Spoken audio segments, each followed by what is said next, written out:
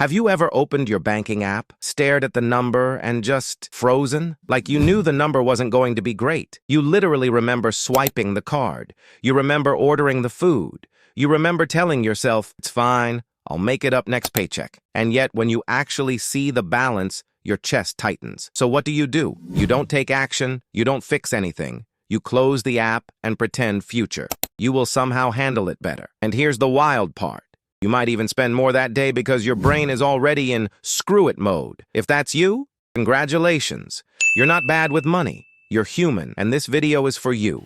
Welcome to my channel, The Quiet Win, and I spend way too much time thinking about why people who are smart, capable, and hardworking still struggle with money. And if you're someone who understands budgeting, investing, and financial advice, but still feels stuck in the same cycles of stress, overspending, avoidance, or anxiety, make sure to hit the subscribe button and give this video a thumbs up if this helps you out. Because today we're talking about emotional intelligence, or EQ, and why it might matter more than any financial strategy you've ever learned. Look, this is not a motivational video. This is not just think positive. This is about why your emotions quietly control your money and how to take that control back. Here's the thing most people get wrong. They think money problems are knowledge problems. If I just knew more, if I just had a better system, if I just followed the right strategy. But that's not what the data shows. According to research published in the Journal of Consumer Affairs, financial literacy explains only about 30% of financial behavior. That means 70% of your money decisions are emotional, habitual, and psychological. And this is where it gets really uncomfortable.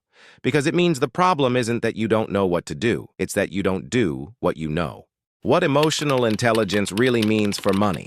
Emotional intelligence isn't about being calm all the time.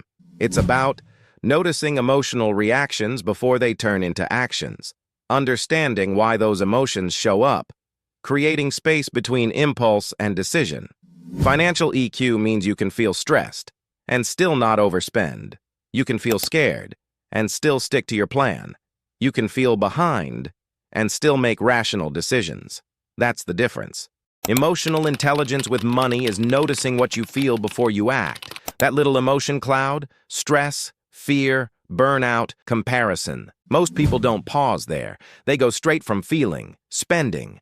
But control lives in the gap, that moment where you stop, hands off the phone, and you name what's happening. I'm stressed. I'm overwhelmed. I'm procrastinating. Nothing magical yet, but now you're awake, and awareness is the first win. Here's what's wild. Your emotional brain is faster and louder than your logical one. When stress hits, it grabs the steering wheel. That's why people overspend, avoid accounts, panic sell, or procrastinate for months. It's not weakness. It's biology. Once you understand that, you stop blaming yourself and start building systems that work with your brain.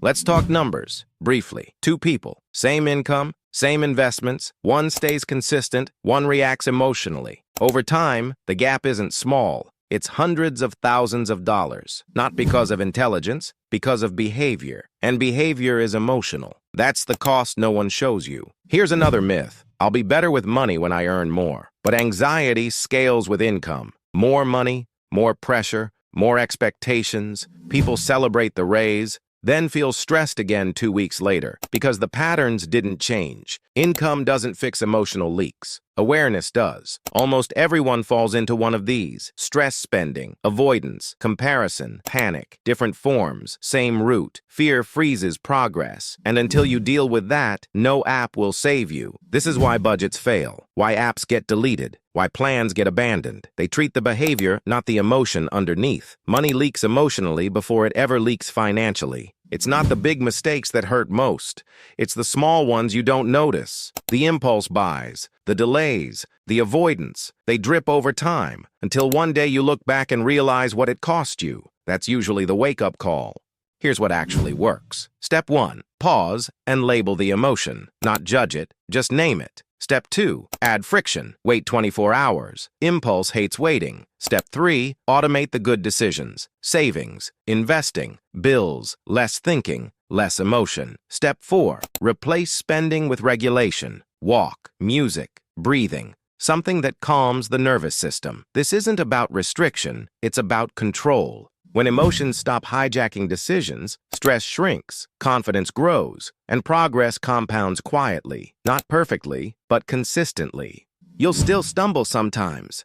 The difference is recovery. No spiral, no shame, just calm, correction, and forward motion.